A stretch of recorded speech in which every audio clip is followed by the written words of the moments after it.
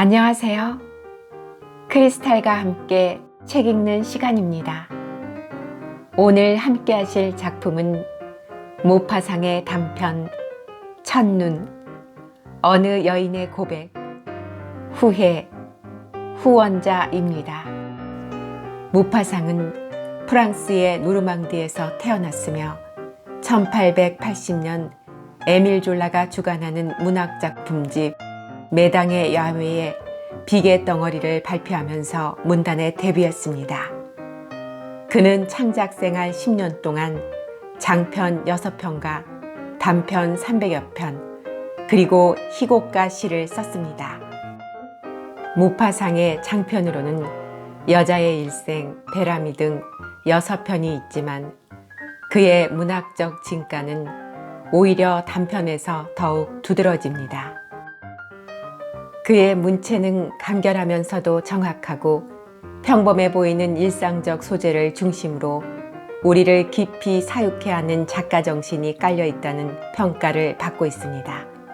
모파상은 1891년 정신 이상이라는 진단을 받고 자살을 기도했으나 실패하자 강제로 요양소에 연금당한 채 끝내 회복하지 못하고 43세의 나이로 세상을 떠났습니다. 구독, 좋아요, 알림 설정 부탁드립니다.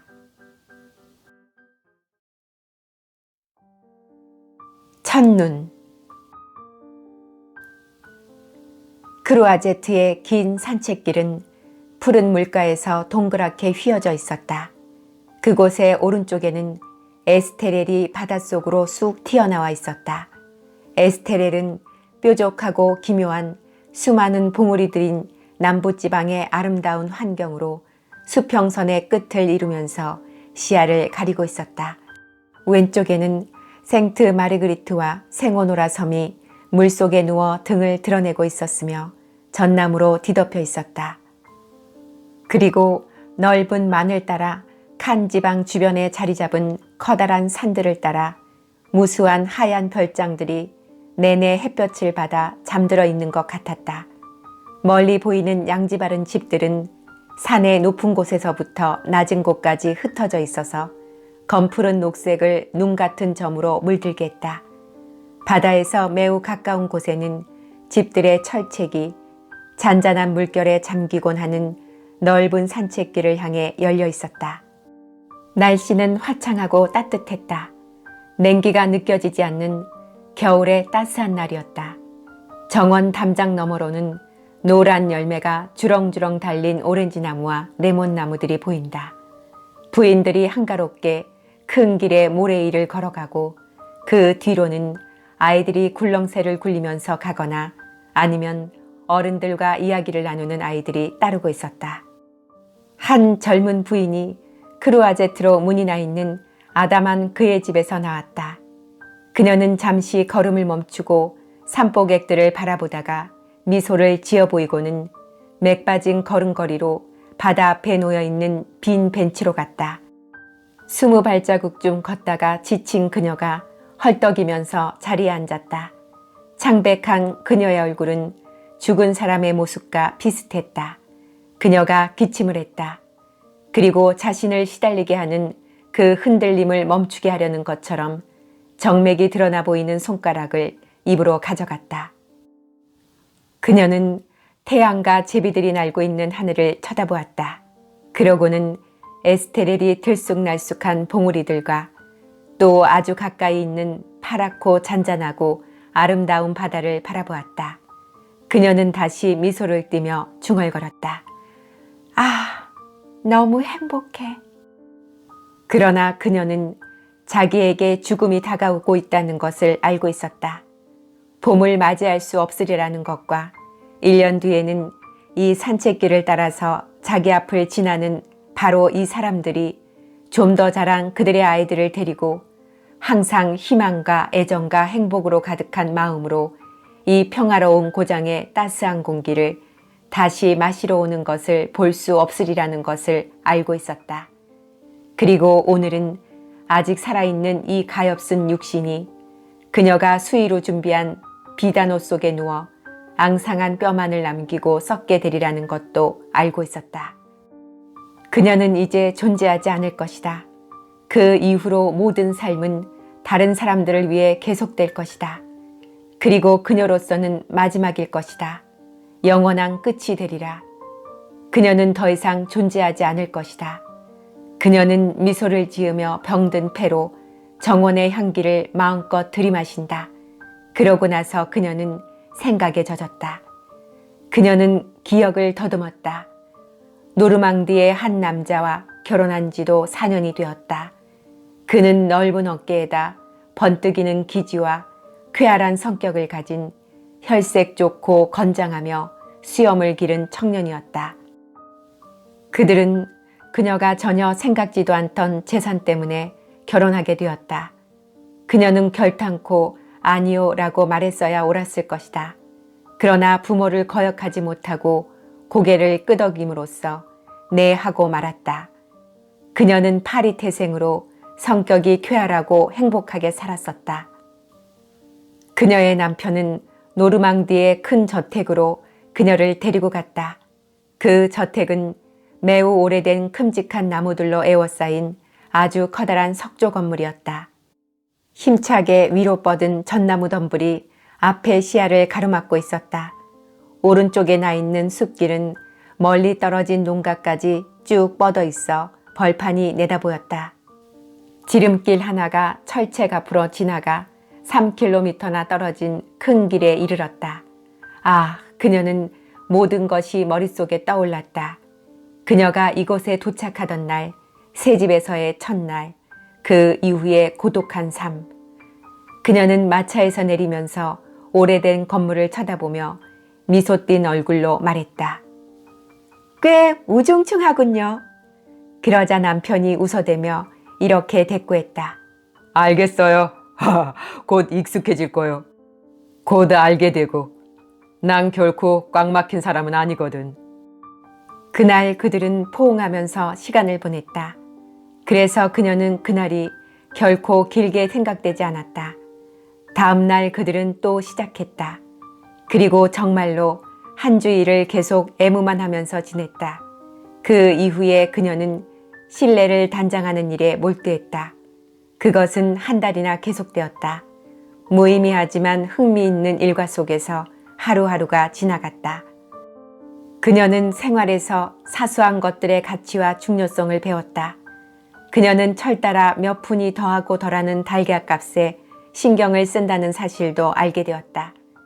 여름에는 수확을 하는 것을 보러 밭으로 나갔다. 태양의 즐거움이 마음의 즐거움을 가져다 주었다. 가을이 다가오자 남편은 사냥을 하기 시작했다. 그는 아침이면 메도르와 미르자라는 2마리의 개를 데리고 나갔다. 그러면 그녀는 혼자 남아 있었는데 남편 앙리가 없다는 것이 결코 언짢지는 않았다. 그녀는 그를 무척 사랑했다. 하지만 그는 그녀를 돌보지 않았다. 그가 돌아오면 그녀의 애정을 개들이 모두 빼앗아갔다. 그녀는 저녁이면 개들을 어머니와 같은 사랑으로 돌보았고 한없이 쓰다듬어 주었으며 남편을 위해서는 그렇게 해볼 생각도 하지 않던 귀엽고 어여쁜 수많은 이름들을 개들에게 붙여주었다. 그는 아내에게 항상 사냥에 대한 이야기를 들려주었다. 전에 자고새를 만났던 곳을 표시해두기도 하고 조지프 르당튀의 토끼풀 속에 산토끼가 한 마리도 없다는 것을 이상하게 여기기도 했다. 때로는 르아부르에 있는 루스 아펠리에 씨가 하는 짓에 분개하기도 했다. 루스 아펠리에 씨는 그녀의 남편이 올려놓은 불치고기를 벗겨가려고 줄곧 자기 땅의 경계를 따라간다는 것이었다. 그녀는 다른 일을 생각하면서 대답했다. 그렇군요. 정말로 나쁘네요. 겨울이 왔다. 노르망디의 겨울은 춥고 비가 많이 내렸다. 계속되는 소나기가 하늘을 향해 칼날처럼 세워진 가파른 커다란 지붕 위로 쏟아졌다. 길은 진흙탕이 되었고 들판은 지늘개 평야와도 같았다. 쏟아지는 빗소리 외에는 아무 소리도 들리지 않았다. 까마귀들이 빙빙 매물돌며 날아다니는 것 외에는 아무런 움직임도 보이지 않았다. 까마귀들은 구름처럼 펼쳐지다가 밭으로 내려앉고 그러다가 곧 다시 날아가 버리곤 했다. 4시쯤에는 까마귀 떼가 귀를 찢는 듯한 소리를 지르면서 큰 저택의 왼쪽에 있는 큼직한 너도밤나무에 와서 앉곤 했다.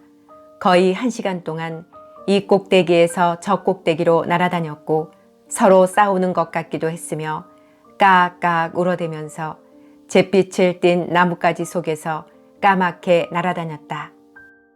저녁마다 그녀는 서늘한 대지 위에 내리는 밤의 서글픈 우수에 흠뻑 젖어 가슴을 죄면서 그것을 바라보았다. 그러다가 램프를 가져오게 하려고 종을 울렸다. 그러고는 장작더미 가까이 다가갔다. 그녀는 습기 차 있는 커다란 방들이 따뜻해지도록 장작더미를 지피곤 했다. 하루 종일 그녀는 객실에서도 식사 때에도 자기 방에서도 어디를 가도 춥기만 했다. 마치 추위가 뼛속까지 스며드는 것 같았다. 남편은 저녁 식사 때만 겨우 들어왔다. 왜냐하면 온종일 사냥을 하거나 아니면 씨 뿌리기, 경작과 같은 온갖 들일을 열심히 했기 때문이다. 그는 흙투성이가 되어 기분 좋게 들어와서는 두 손을 문지르며 이렇게 말하는 것이었다. 날씨 참 고약하군. 아니면 불이 있으니까 좋군. 또는 가끔 이렇게 묻기도 했다. 오늘은 어때? 흡족했소? 그는 행복하고 건강했으며 이 단순하고 건전하고 조용한 생활 이외에는 다른 것은 꿈도 꾸지 않을 만큼 욕심이 없었다. 12월경에 눈이 내리자 그녀는 흐르는 세월에 인간도 그렇게 되듯이 수세기에 걸쳐 차가워진 듯한 오래된 큰 저택에 차디찬 공기가 너무나도 고통스러웠다. 그래서 어느 날 저녁 남편에게 이렇게 부탁했다. 앙리, 난로를 지펴야겠어요. 그래야 벽에 물기가 없어질 거예요. 도대체 아침부터 저녁까지 몸이 따뜻해지지를 않아요. 처음에 그는 저택에 난로를 설치한다는 것은 말도 안 된다는 표정으로 어리둥절해 했다. 오히려 개에게 은그릇에 밥을 주는 것이 더 자연스러워 보였다. 그러다가 그는 가슴이 터지도록 심하게 웃고 나서 이런 말을 되풀이했다. 여기에다 난로라니. 여기에다 난로라니. 하하하, 얼마나 웃기는 일이오. 그녀는 계속 고집을 부렸다. 정말이지 난 얼어 죽을 것 같다고요. 당신은 항상 움직이니까 못 느끼겠지만 나는 추위가 몸에 스며들어요. 그는 여전히 웃으면서 대답했다. 괜찮아요. 곧 익숙해진다고. 게다가 건강에 좋단 말이오. 당신도 건강이 더욱 좋아질 거예요. 우린 깐부기 불 속에서 사는 파리 사람들이 아니란 말이야.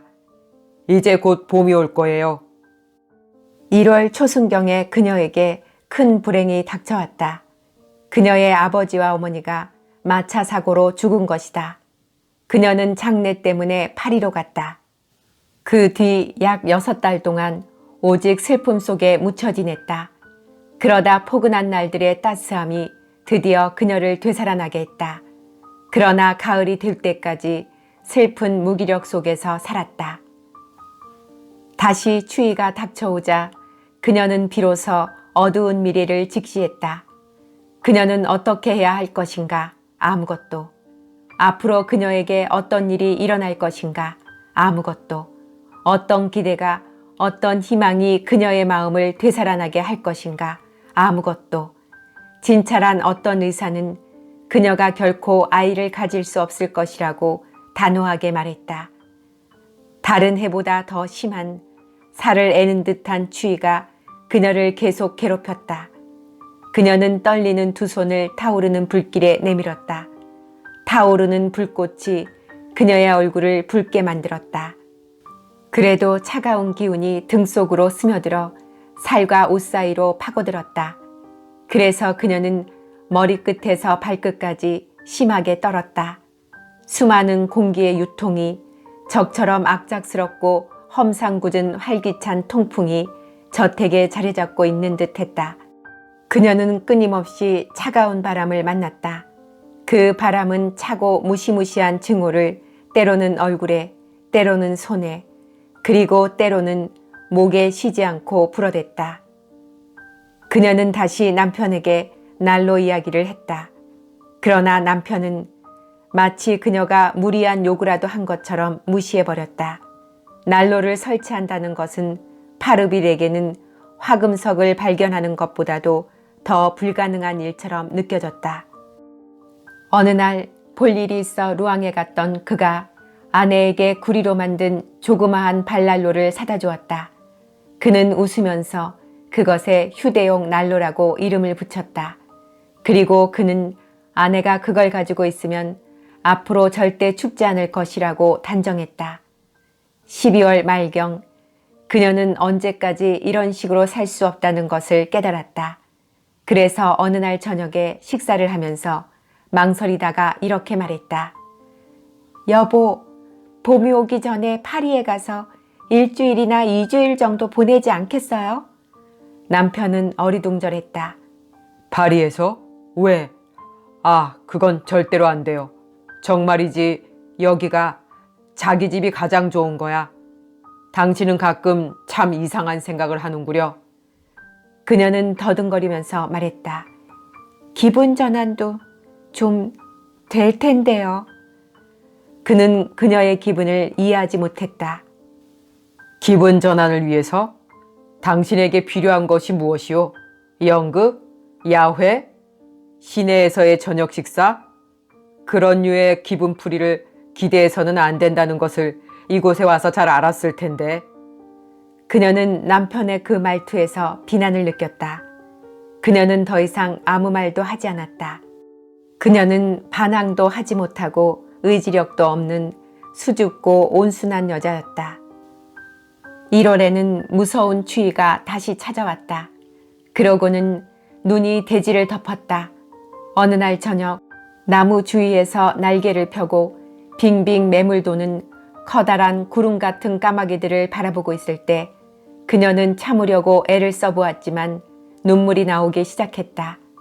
남편이 들어왔다. 그가 놀란 표정으로 물었다. 무슨 일이 있어? 그는 행복한 사람이었다. 다른 생활이나 다른 즐거움은 한 번도 꿈꾸어 본 적이 없기 때문에 그는 정말 행복한 사람이었다. 그는 이 침울한 고장에서 태어나 쭉 이곳에서 자랐다. 그는 자기 집에 있는 것을 육체적으로나 정신적으로 편안하게 여기는 사람이었다. 그는 무슨 일이 일어나기를 바란다든지 변하기 쉬운 즐거움을 갈망한다든지 하는 것을 이해하지 못했다.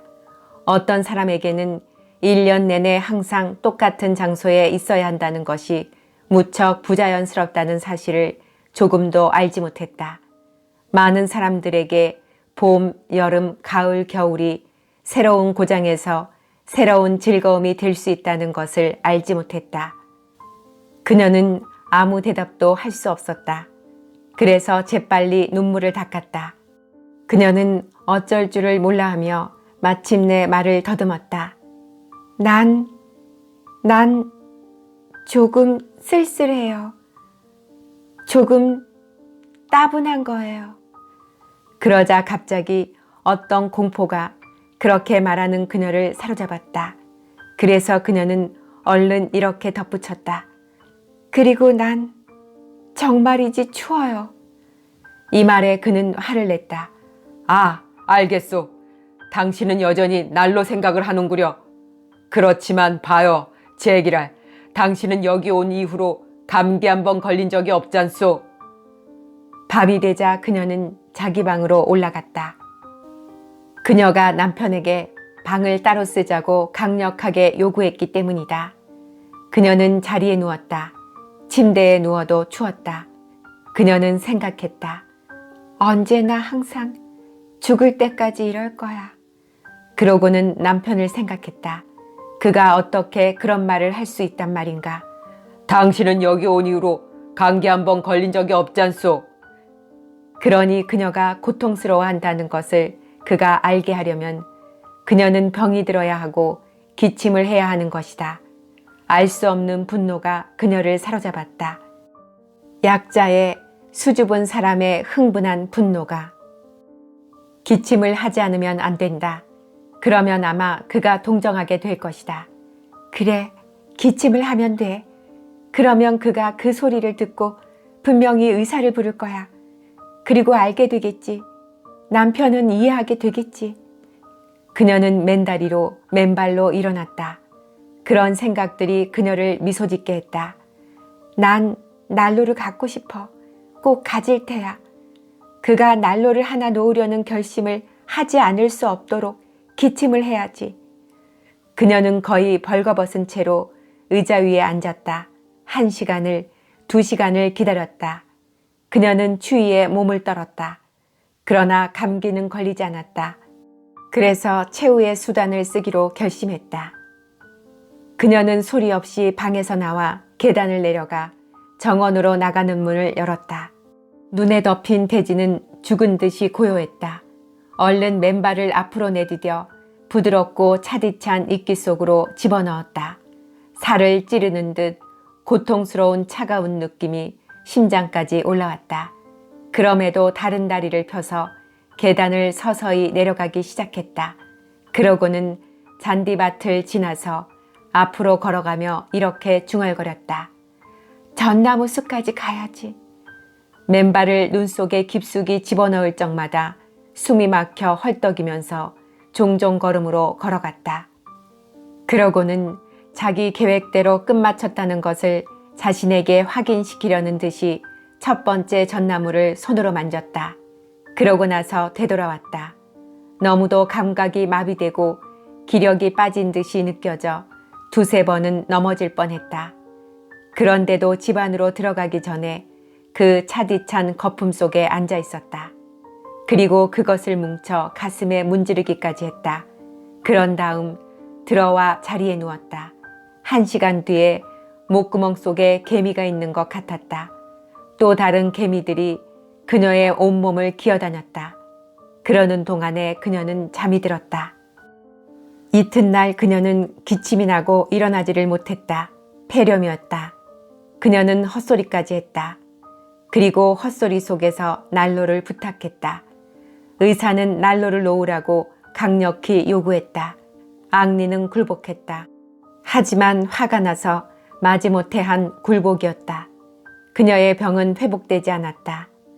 그녀는 깊이 병든 폐로 인해 생명이 위태로웠다. 부인이 여기 있다가는 겨울까지 사시기 힘들 겁니다. 하고 의사가 말했다. 그녀는 남부지방으로 보내졌다. 그녀는 칸에 와서 뜨거운 태양을 새삼 만끽하고 바다를 사랑했으며 꽃핀 오렌지 나무의 향기에 흠뻑 젖었다. 그러고 나서 봄의 북부지방으로 갔다. 그녀는 병이 회복되는 것에 대한 두려움, 노르망디의 긴 겨울에 대한 두려움을 가지고 살고 있다. 그래서 몸이 회복되려고 하면 즉시 지중해의 평화로운 바닷가를 떠올리며 밤에 창문을 열어놓는 것이었다. 이제 그녀는 죽어가고 있다. 그녀도 그것을 알고 있다. 그러나 그녀는 행복하다. 그녀는 그동안 보지 않던 신문을 펴들었다. 그러고는 파리에서의 첫눈이라는 글자에 시선을 멈추었다. 그녀는 몸을 떨면서 미소를 지었다. 저쪽 석양에 빨갛게 물드는 에스테르 산맥을 쳐다보았다. 너무나 푸른 널따란 파란 하늘과 너무나 푸른 널따란 파란 바다를 바라보다가 서서히 자리에서 일어났다. 그러고는 느릿느릿한 걸음걸이로 돌아오면서 밖에 너무 늦게까지 있었고 또 좀 추웠기 때문에 기침이 나올 때마다 걸음을 멈추곤 했다. 그녀는 남편의 편지 한 장을 발견했다. 그녀는 여전히 미소를 지으면서 그것을 펼쳐들고 읽는다. 사랑하는 당신에게 당신의 몸이 건강해지길 바라고 있소. 또 우리의 아름다운 고장을 너무 그리워하지 말기를 바라오. 이곳은 며칠 전부터 눈이 오려는지 무척 춥소. 난 이런 날씨를 몹시 좋아하오. 그리고 난 당신의 고약한 난로를 절대 사용하지 않으려고 조심하고 있다는 것을 당신도 알겠지. 그녀는 자기가 난로를 소유했었다는 것에 대해 무척 행복해서 읽는 것을 그만두었다. 편지를 들고 있던 오른손이 무릎 위로 힘없이 내려가고 한편 그녀의 가슴을 찢는 듯한 좀처럼 멈추지 않는 기침을 가라앉히기 위해 왼손을 입에 갖다 대었다.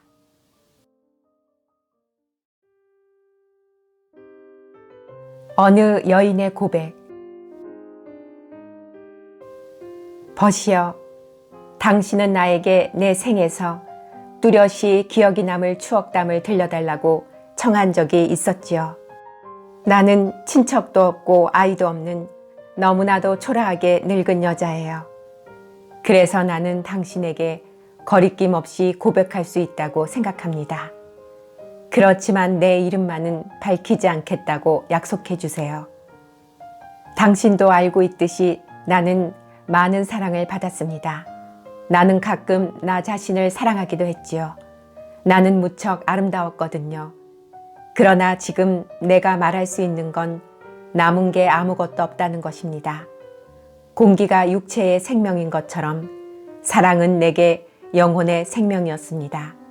사랑 없이 언제나 내게 집착하고 사고 없이 존재하기보다는 차라리 죽는 것이 나을 겁니다. 여자들은 흔히 일생에서 단 한 번만 온 마음을 다해 사랑하는 것이라고 주장하지요. 그러나 내게는 열렬하게 사랑하는 일이 너무도 흔히 일어나는지라 격정의 종말이란 있을 수 없다고 생각했습니다. 그러나 그 열정은 나무가 없는 불처럼 언제나 허무하게 꺼져버리곤 했지요. 오늘 나는 당신에게 내가 아주 결백했던 그러나 다른 사건들의 발단이 되었던 예기치 않은 일 가운데 맨 처음 겪었던 일을 말씀드리려고 합니다. 페크의 그 무서운 약제사가 저지른 끔찍한 복수는 본의 아니게 내가 관련되었던 무서운 참극을 생각나게 했습니다. 나는 그 1년 전에 부자인 에르베트 케르라는 백작과 결혼했습니다. 그런데 그는 물론 내가 조금도 좋아하지 않는 브루타뉴의 오래된 가문 사람이었습니다. 사랑은, 진정한 사랑은 적어도 자유와 장애가 동시에 존재해야 한다고 생각합니다. 법으로 인정받고 사제에게 축복받은 강요된 사랑, 그것이 사랑일까요? 합법적인 키스는 결코 도둑맞은 키스보다 더 나을 것이 없답니다. 내 남편은 키가 크고 품위가 있으며 참으로 관대한 사람이었지요. 그렇지만 그는 지성이 부족했습니다. 그는 솔직하게 이야기를 했고 칼날로 자르듯이 의견을 드러냈습니다. 사람들은 그의 정신이 고루한 생각들로 꽉 차 있다고 수군거렸습니다. 그의 정신은 부모님에게 물려받은 것이고 그것은 또 그들의 조상이 지니고 있던 것이기도 했지요. 그는 결코 주저하는 법이 없었고 어떤 일에도 당황하는 법 없이 그리고 다른 관점이 있을 수 있다는 것을 이해하지도 못하고 즉각적이고도 편협한 의견을 말하곤 했습니다. 사람들은 그의 머리가 꽉 막혀서 창문이 열린 집 안으로 지나가는 바람처럼 정신을 맑게 하는 생각이 비집고 들어갈 틈이 조금도 없다고 느꼈습니다. 우리가 살고 있는 큰 저택은 삭막한 고장의 한가운데 있었지요. 그 저택은 크고도 음산한 건물로 큼직한 나무들이 에워싸고 있었으며 그 집의 이끼는 노인들의 흰 수염을 떠올리게 했습니다. 정원이라기보다는 숲 같은 큰 정원은 깊은 도랑으로 둘러싸여 있었지요. 그 정원 끝 광야 쪽에는 갈대와 수초가 우거진 두 개의 큰 연못이 있습니다. 두 못 사이를 이어주는 개울가에 남편은 야생오리를 잡기 위해 조그마한 오두막집을 짓게 했습니다. 우리에게는 고정된 하인들 외에 남편에게는 목숨을 바쳐 충성을 다할 짐승 같은 시종 한 사람과 내게는 밤낮 없이 따라다니는 거의 친구 같은 몸종 한 사람이 있었습니다. 나는 5년 전에 그녀를 스페인에서 데려왔었지요. 버려진 아이였는데 까무잡잡한 얼굴, 까만 눈동자에 머리카락이 이마둘레를 온통 숲처럼 덮고 있는 그녀를 사람들은 집시라고 생각했습니다.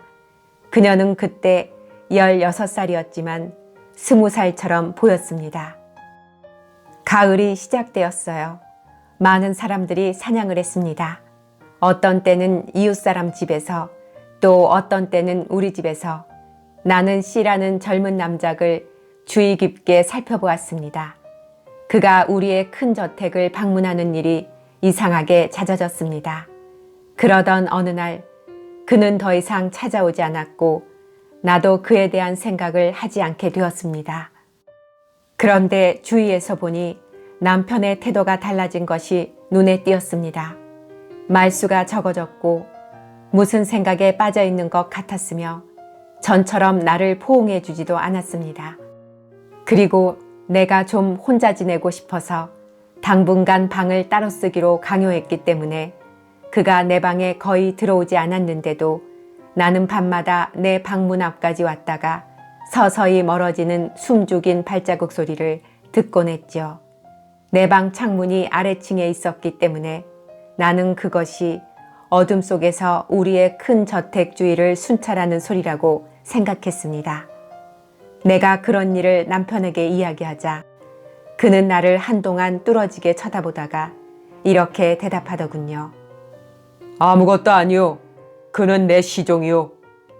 그런데 어느 날 저녁, 우리가 저녁 식사를 마친 뒤 음흉한 미소를 지으며 이상하게도 매우 쾌활해 보이는 남편이 내게 이런 청을 했습니다.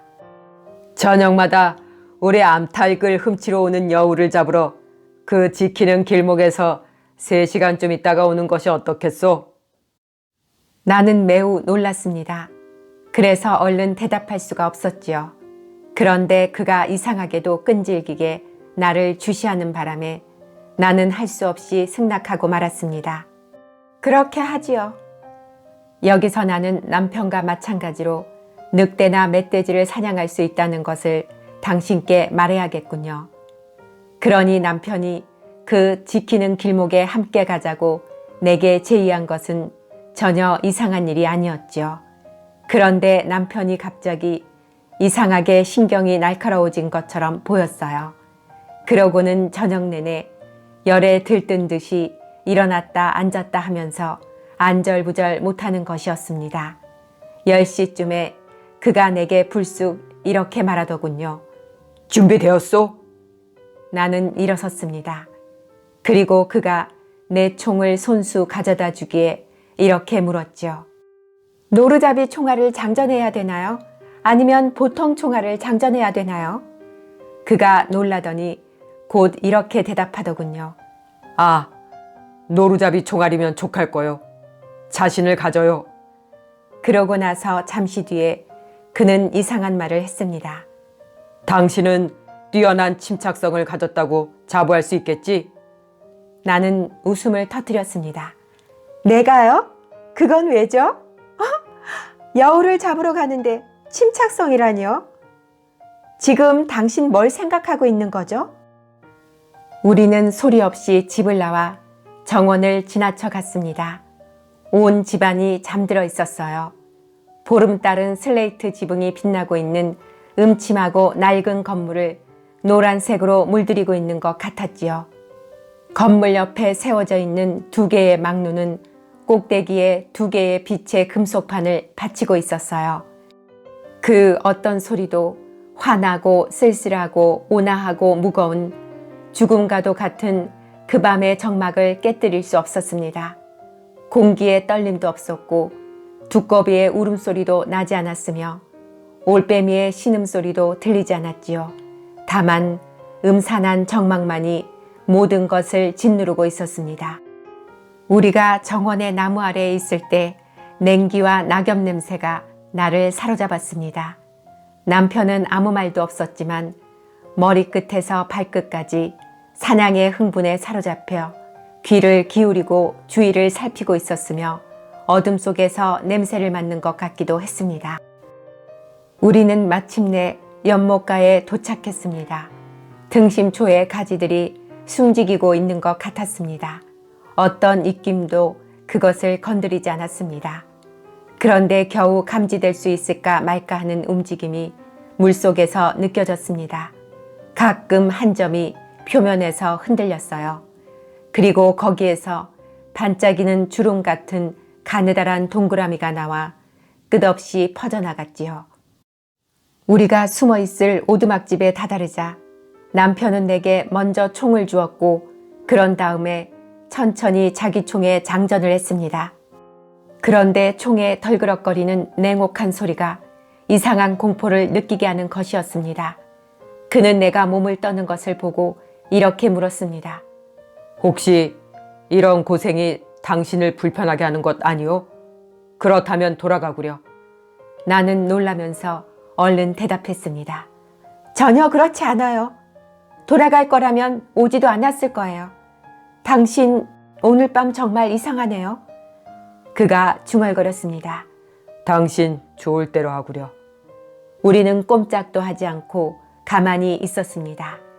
약 반 시간을 기다려도 아무것도 이 가을밤의 무겁고 투명한 고요함을 깨뜨리는 것이 없었기 때문에 나는 아주 낮은 목소리로 말했습니다. 그것이 이리로 지나가는 게 틀림없어요? 남편은 내가 그를 물어뜯기라도 한 것처럼 몸을 움츠렸습니다. 그러더니 내 귀에다 입을 갖다 대고 말했습니다. 틀림없어요. 기다려봐요. 그러고는 다시 침묵이 흘렀습니다. 남편이 내 팔을 흔들었을 때 아마 내가 졸고 있었나 봅니다. 휘파람 소리와도 같은 목소리로 그가 말했어요. 저기 나무 아래 보고 있어? 나는 아무리 보려고 애를 써도 소용이 없었습니다. 전혀 분간할 수가 없었거든요. 남편은 내 눈을 뚫어지게 쳐다보다가 침착하게 어깨에 총을 대었습니다. 나는 또한 총을 쏠 준비가 되어 있었습니다. 그런데 갑자기 우리 앞에 30보쯤 떨어진 곳에서 빛이 가득한 곳에 한 남자가 나타났습니다. 그는 도망치듯이 몸을 구부리고 빠른 걸음으로 오고 있었습니다. 나는 너무도 놀라 비명을 질렀습니다. 그러나 내가 몸을 돌리기도 전에 불꽃이 내 눈앞에서 스쳐갔고 총소리가 나를 얼빠지게 만들었습니다. 그리고 나는 총에 맞은 짐승처럼 땅에 뒹구는 그 사람을 보았습니다. 나는 공포에 떨면서 미친 듯이 날카로운 비명을 질렀습니다. 그때 남편의 격노한 손이 내 목을 휘어잡았습니다. 나는 땅에 쓰러졌습니다. 그러자 그의 억센팔이 나를 들어올렸습니다. 그는 나를 공중으로 치켜들고 풀밭에 넘어져 있는 시체가 있는 쪽으로 뛰어갔습니다. 그러고는 내 머리가 깨어지기를 바라는 것처럼 나를 그 시체 위에다 사정없이 내던지는 것이었습니다. 나는 살아날 가망이 없다는 공포를 느꼈습니다. 그는 나를 죽이려고 하는 것이었어요. 이미 그는 내 이마 위에 자기의 발 뒤꿈치를 쳐들고 있었던 거예요. 그런데 이번에는 그가 덫에 걸려 쓰러졌습니다. 나는 무슨 일이 일어나고 있는지 도무지 알 수가 없었습니다. 나는 얼른 몸을 일으켰습니다. 그리고 내 하녀 파키타가 그의 몸 위에 올라앉아 정신을 잃은 듯 심하게 떨면서 미친 듯이 날뛰는 한 마리 고양이처럼 매달려 그의 턱수염과 코밑수염 그리고 얼굴의 살갗을 잡아뜯는 것을 보았습니다. 그러다가 갑자기 무슨 생각에 사로잡힌 듯이 일어나더니 시체 위로 달려들었습니다. 그러고는 두 팔에 가득 그를 안고 그의 눈에 입술에 입을 맞추었습니다. 또 죽은 자의 입술을 자기 입술로 열고 그곳에서 숨결을 찾았으며 연인들의 깊은 애물을 찾으려고 했습니다. 남편은 일어나 멍하니 바라보고 있더군요. 그는 그제야 깨닫고 내 발밑에 무너지듯 주저앉았습니다. 용서하구려. 여보, 내가 당신을 의심해서 이 하녀의 애인을 죽였구려. 나를 속인 것은 내 시종놈이오. 나는 죽은 자와 살아있는 자의 야릇한 키스를 바라보고 있었습니다. 그리고 그녀의 울부짖음, 또 가망 없는 사랑에 몸부림치는 그녀를 쳐다보고 있었습니다. 그런 일이 있은 뒤 나는 남편에게 충실치 못하리라는 것을 알 수 있었습니다. 후회. 망트에서 사발 할아버지라고 불리는 사발씨가 갑자기 자리에서 일어났다. 비가 내리는 쓸쓸한 가을날이었다. 나뭇잎들이 떨어지고 있었다. 나뭇잎들은 마치 보다 두껍고 보다 느린 또 다른 비처럼 빗속에서 천천히 떨어지고 있었다. 사발씨는 마음이 박지 못했다. 그는 벽난로에서 창문으로, 그리고 창문에서 벽난로로 서성거렸다. 인생에는 우울한 날들이 있게 마련이다. 그런데 지금 그의 인생은 우울한 날들만이 존재한다. 그는 62살이기 때문이다. 그는 주위에 아무도 없는 독신의 늙은 총각이다. 이렇게 혼자서 헌신적인 사랑도 없이 죽어간다는 것은 얼마나 서글픈 일인가. 그는 그처럼 적나라하고 그처럼 공허한 자기 존재에 대해 생각해 보았다. 그는 오래전의 과거, 어린 시절의 과거 속에서 양친과 함께 지내던 집, 그 집을 생각했다. 그리고 중학교 졸업, 파리에서 법학을 공부하던 때를 회상했다. 그 다음에는 부친의 병환과 죽음. 그는 돌아와서 어머니와 함께 살았다. 그들 두 사람, 젊은이와 늙은 여인은 더 이상 어떤 것에도 욕심내지 않고 평화롭게 살았다. 그러다 어머니 또한 돌아가셨다. 얼마나 슬픈가 인생이란. 그는 혼자 남게 되었다. 그리고 이제는 머지않아 죽을 것이다.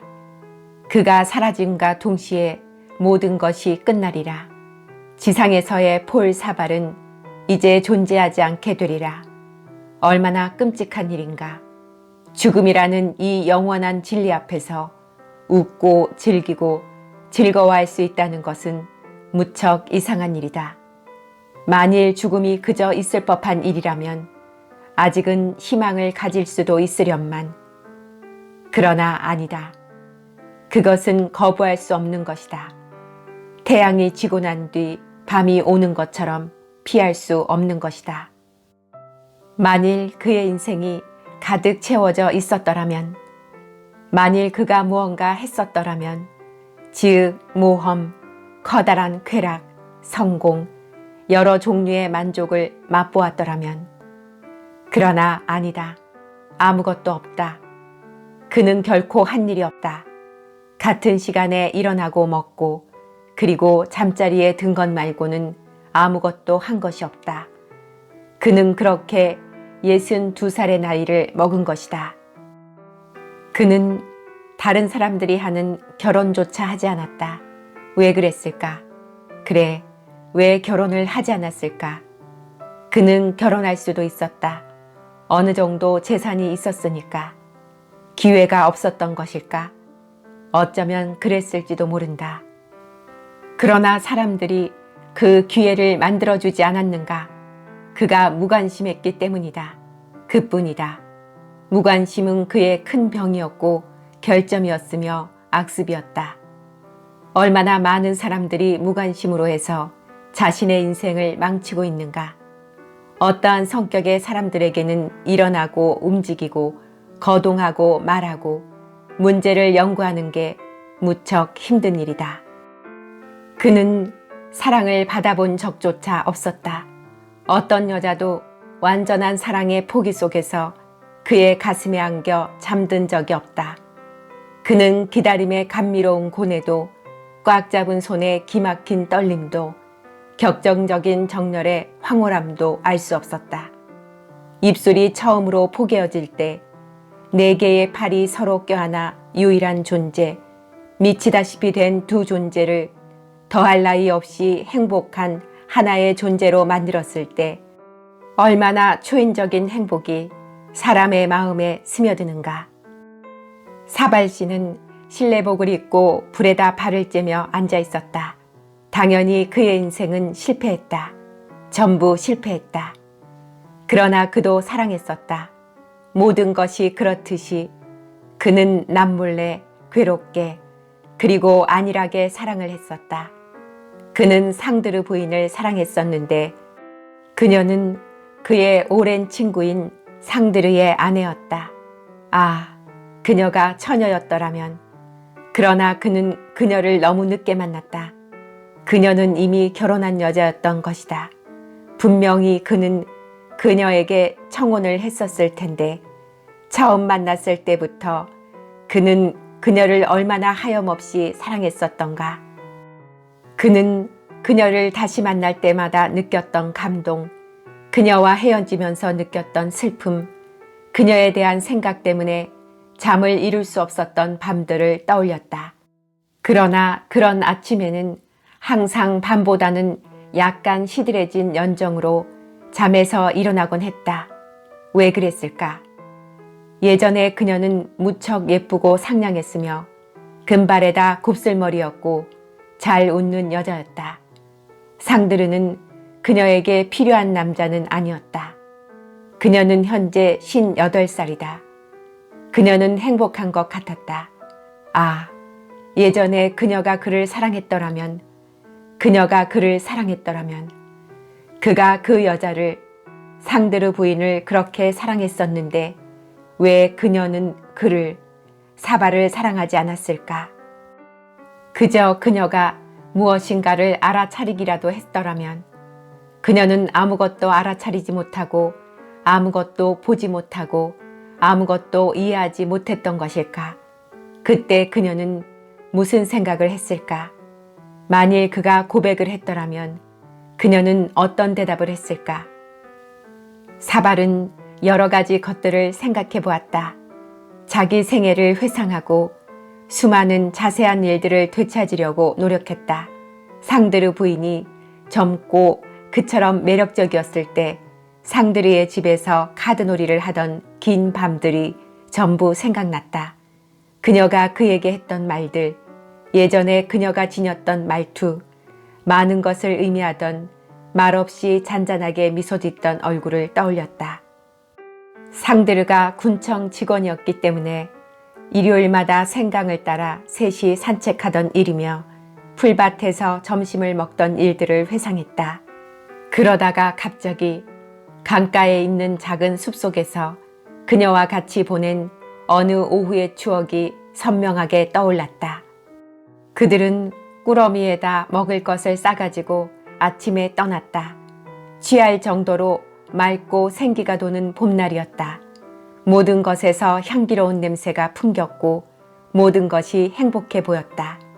새들은 즐겁게 지저귀었고 더욱 빠르게 날개짓을 했다. 태양으로 마비되어 버린 듯한 강물 바로 곁에 있는 버드나무 아래 풀밭에서 음식을 먹었다. 공기는 따스했고 나무진의 냄새로 가득했다.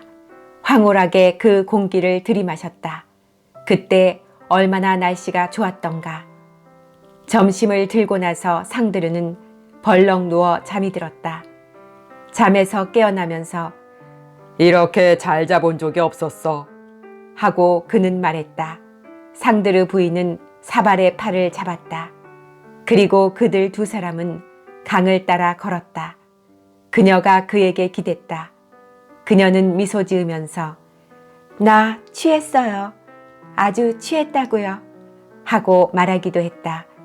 그는 그녀를 바라보면서 가슴까지 떨리고 창백해짐을 느꼈고 또한 자기의 눈이 너무 대담하지 않을까, 자기 손이 떨려서 그의 비밀이 드러나지 않을까 조바심이 났다. 그녀가 키가 큰 풀과 수련으로 화관을 만들어 쓰고는 그에게 이렇게 물었다. 이렇게 하면 나를 사랑하겠어요? 그가 아무 대답도 하지 않으니까 무엇라고 대답할 말을 찾아내지 못했기 때문이었다. 차라리 그는 무릎이라도 꿇고 싶었다. 그녀는 웃어대기 시작했는데 그것은 불만스러운 웃음이었다. 그러고는 바보, 적어도 무슨 말이라도 해야 하잖아요?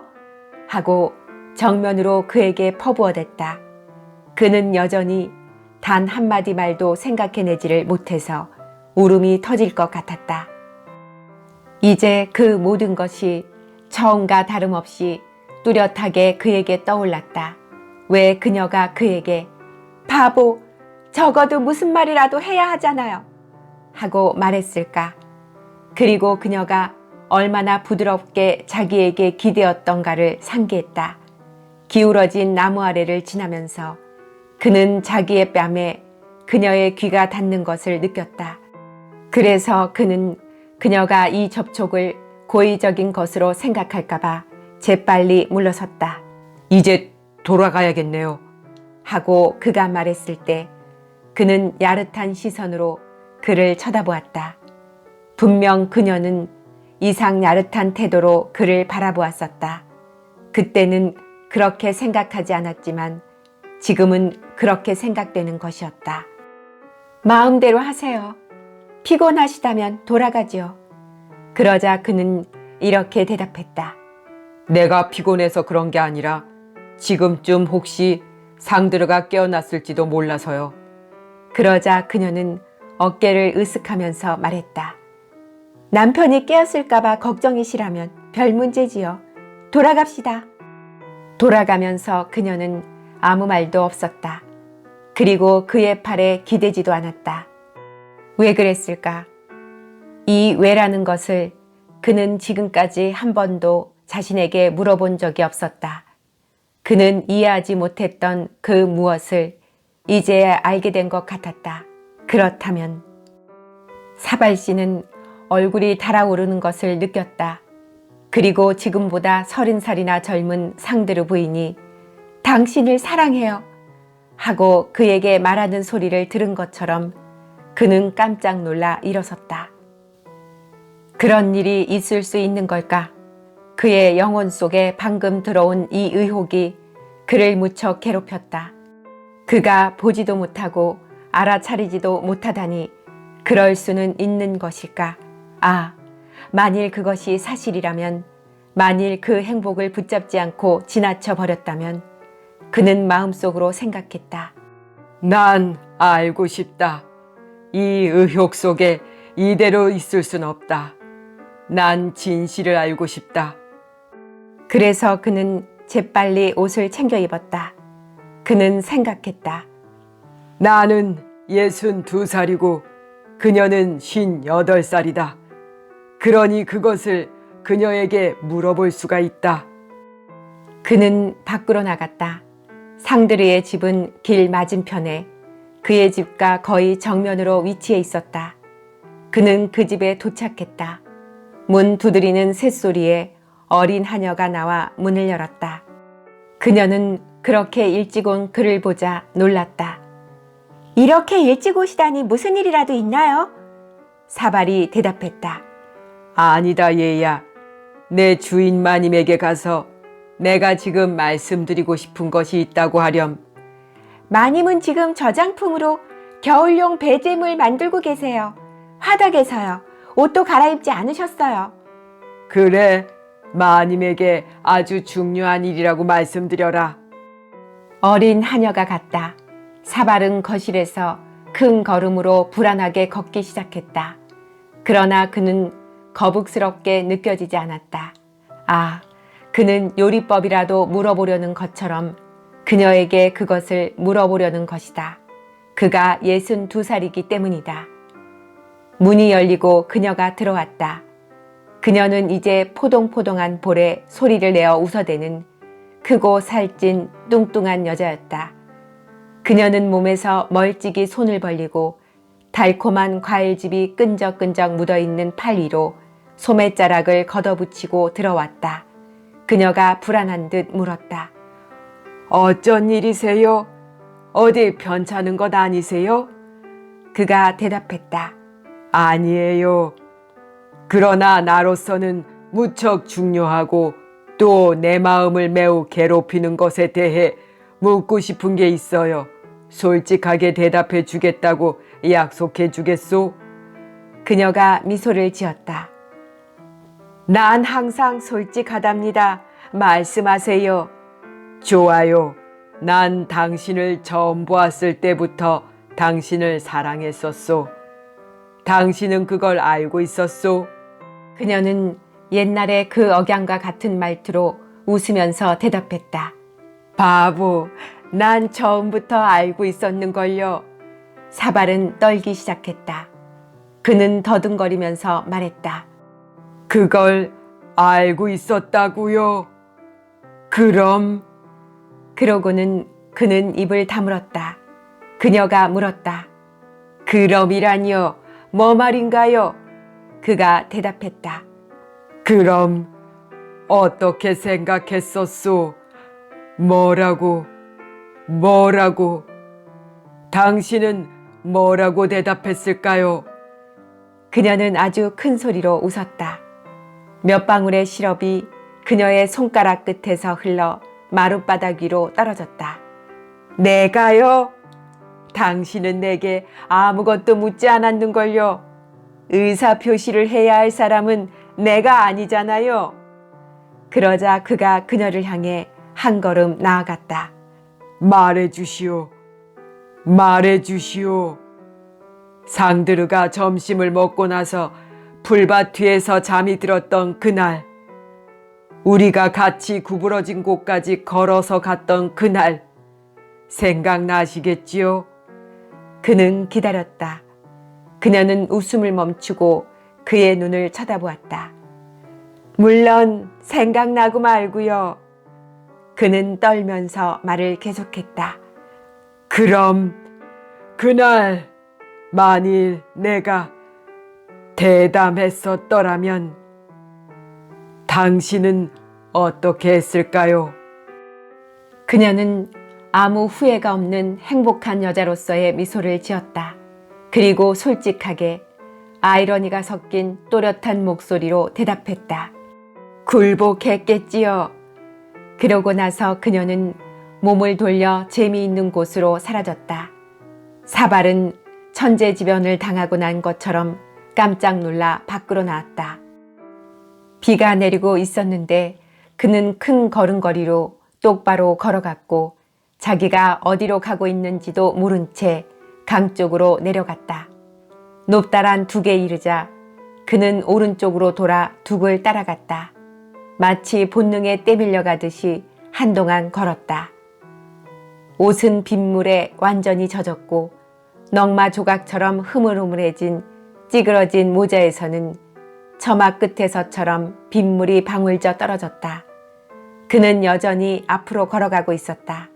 그리고 추억이 그의 마음을 몹시 어지럽히던 먼 옛날에 그들이 점심을 먹었던 그 장소에 있었다. 그는 발가벗은 나무 밑에 앉았다.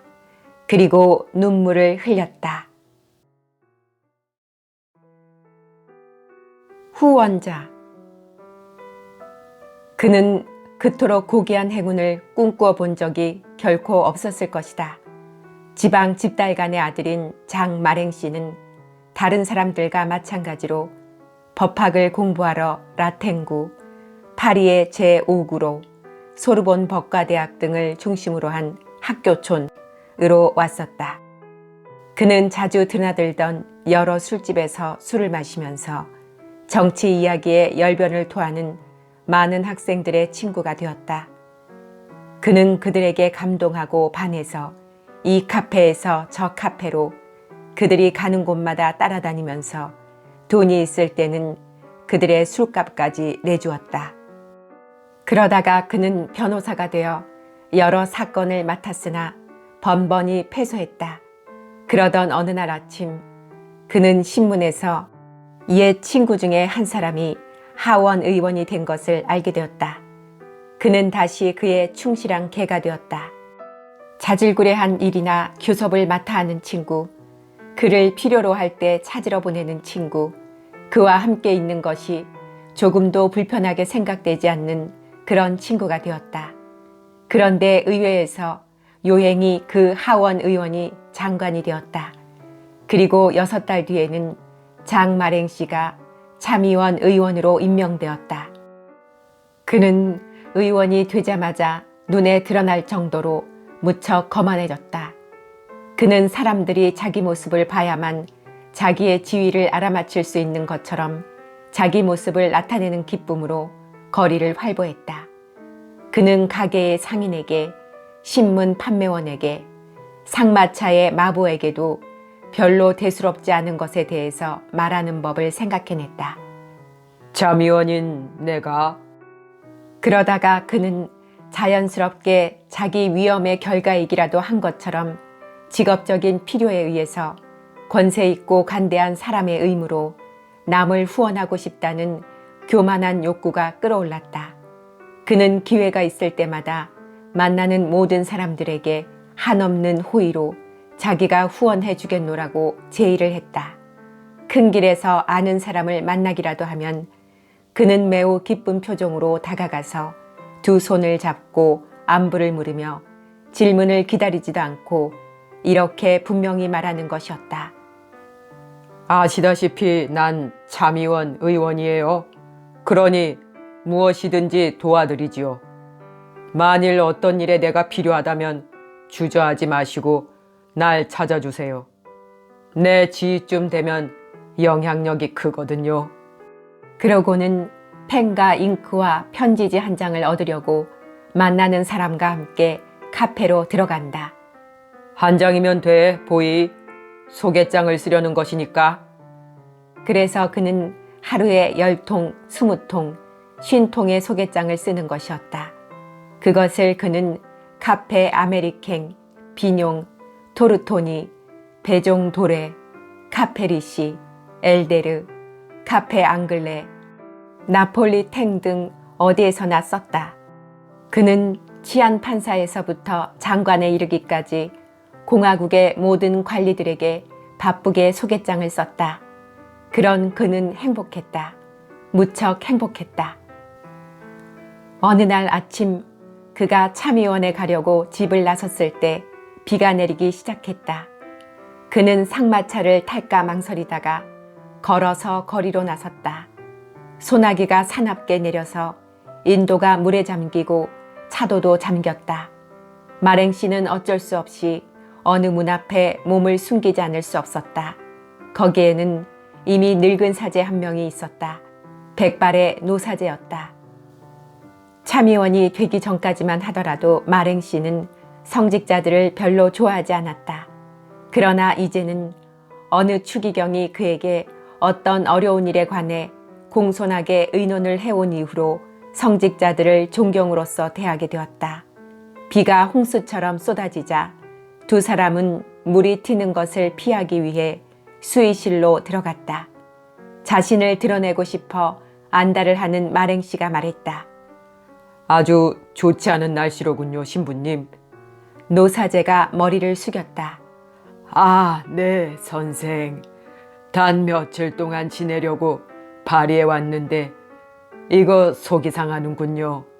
아, 지방에서 오셨나요? 네, 그저 지나가다 여길 들른 것이지요. 수도에서 며칠 보내려는데 비가 오니 굉장히 속상하시겠군요. 우리 같은 관리들은 1년 내내 여기 있으니까 그런 것에 대해서 별로 신경 쓰지 않지만요. 신부는 대답하지 않았다. 그는 소나기가 좀 누그러진 거리를 쳐다보고 있었다. 그러다가 갑자기 결심을 하고 여자들이 개울을 건널 때 옷을 들어 올리는 것처럼 버비를 걷어 올렸다. 마랭씨가 떠나려는 그를 보고 소리쳤다. 젖을 거예요, 신부님. 조금만 기다려보세요. 곧 멎을 겁니다. 결정을 내리지 못하는 그 착한 신부는 발걸음을 멈추고 나서 이렇게 대답했다. 제가 정말 바빠서 그래요. 중요한 약속이 있거든요. 마랭씨는 애석하게 여기는 것 같았다. 그렇지만 분명히 젖을 텐데요. 어느 쪽으로 가시는지 물어봐도 될까요? 신부는 망설이다가 이렇게 말했다. 발레 루아얄 쪽으로 갑니다. 그렇다면 괜찮으시다면 신부님, 제 우산을 함께 쓰시죠. 전 참의원으로 갑니다. 제가 참의원 의원이거든요. 노사제는 고개를 들어 곁에 있는 사람을 바라보더니 이렇게 말했다. 매우 고맙습니다, 선생. 기꺼이 호의를 받겠습니다. 그래서 마랭씨는 노사제의 팔을 잡아 이끌었다. 마랭씨는 노사제를 인도하고 그에게 주의를 주며 충고를 했다. 이 도랑을 조심하세요, 신부님. 특히 마차바퀴에 주의하세요. 가끔 머리끝에서 발끝까지 진흙탕을 튀게 하거든요. 지나가는 사람들 우산도 조심하세요. 우산살처럼 눈에 위험한 것도 없지요. 특히 부인들은 참을 수가 없어요. 여자들은 별로 조심하는 편이 아니라서 그들의 작은 양산이나 우산의 뾰족한 끝이 항상 온 얼굴에 꽂히지요. 그리고 여자들은 절대로 어느 누구를 위해서도 일부러 신경 쓰지 않습니다. 도시가 온통 자기들 것인 듯 싶지요. 여자들은 보도에서나 거리에서나 군림하는 겁니다. 저로서는 그들의 교양이 꽤 부족한 탓이라고 여겨집니다. 이렇게 말하고 마랭씨는 웃기 시작했다. 신부는 대답하지 않았다. 그는 약간 구부정해가지고 구두나 버비가 진흙투성이가 되지 않도록 발을 조심스럽게 디디면서 걸어갔다. 마랭씨가 다시 말했다. 약간 기분 전환을 하기 위해서 파리에 오셨나 보죠? 그 착한 사람이 대답했다. 아니에요. 일이 있어서요.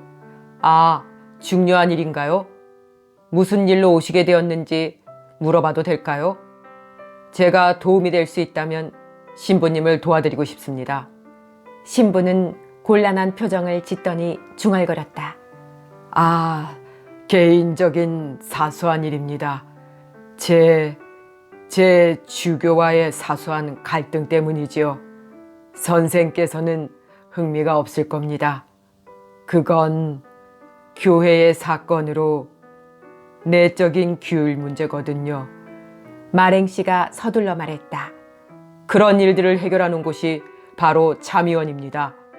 그렇다면 저에게 맡겨두세요. 네, 선생. 제가 가는 곳이 바로 참의원입니다. 선생은 무척 친절하시군요. 저는 르르페르 씨와 사봉 씨, 그리고 어쩌면 푸티파 씨를 만나야 합니다. 마랭씨가 갑자기 걸음을 멈추었다. 그 사람들은 제 친구예요, 신부님. 저의 가장 좋은 친구들이고 훌륭한 동료들이며 호감이 가는 사람들이죠. 세 사람 모두에게 신부님을 소개해드리죠. 화끈하게 말입니다. 저를 믿으세요. 늙은 사제는 고마워했고 구구하게 변명을 늘어놓았으며 말까지 더듬거리며 수없이 감사하다고 말했다. 마랭씨는 무척 기뻤다. 아, 행운을 얻게 된 것을 자랑하셔도 됩니다, 신부님. 보시게 될 겁니다. 제 덕분에 신부님의 일이 매우 순조롭게 진행되어 가는 것을 보시게 될 겁니다. 그들은 참의원에 도착했다. 마랭씨는 사제를 자기 집무실로 올라오게 하고 의자를 내주며 난로 쪽으로 앉게 했다. 그러고 나서 자신은 책상 앞에 자리를 잡고는 편지를 써내려갔다. 친애하는 동료, 아래의 사람을 당신에게 진심으로 소개하는 바입니다. 가장 훌륭하고 찬양할 만한 존경하는 성직자인 신부. 그는 쓰는 것을 멈추고 물었다. 성함이 어떻게 되시죠? 생티르 신부입니다. 마랭씨는 다시 쓰기 시작했다. 생티르 신부님은 어떤 사소한 일에 대해서 당신의 조정이 필요합니다. 신부님이 그 일을 당신에게 이야기할 것입니다. 이런 사정으로 감히 부탁드리면서 친애하는 동료. 그러고는 상투적인 인사말로 끝을 맺었다. 그는 이렇게 세 통의 편지를 써서 자기의 피보호자에게 넘겨주었고 사제는 수없이 고맙다고 하면서 떠났다. 마랭씨는 할 일을 끝마치고 자기 집으로 돌아가 조용히 그날 하루를 보냈다.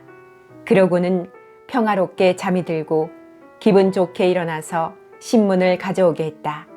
그가 펼쳐든 첫 장은 급진적인 내용이었다. 그는 그것을 읽어내려갔다. 우리의 성직자와 관리들, 우리가 성직자의 범죄를 기록하려면 한도 끝도 없을 것이다. 쇤티르라고 하는 사제는 현 정부에 대해 음모를 꾸민 것으로 확인되었고 우리가 보도할 수 없을 정도로 파렴치한 행동을 자행했으며 또 전 예수의 교도가 단순한 사제로 일변했다는 혐의를 받고 있다.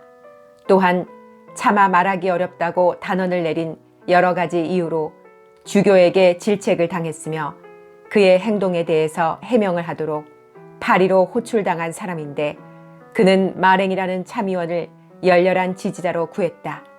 그 의원은 법의를 입은 이 악한에게 그의 동료인 공화국의 모든 관리에게 아주 간절한 소개장을 써주는데 망설이지 않았다.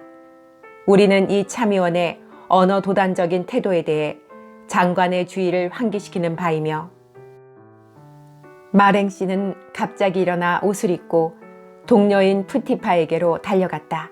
동료가 이렇게 말했다. 이거 봐! 그런 늙은 음모자를 내게 소개하다니 자네 돌았군.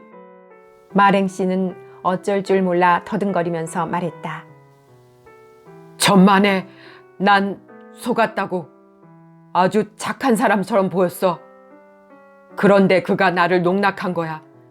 비열하게 나를 속였단 말일세.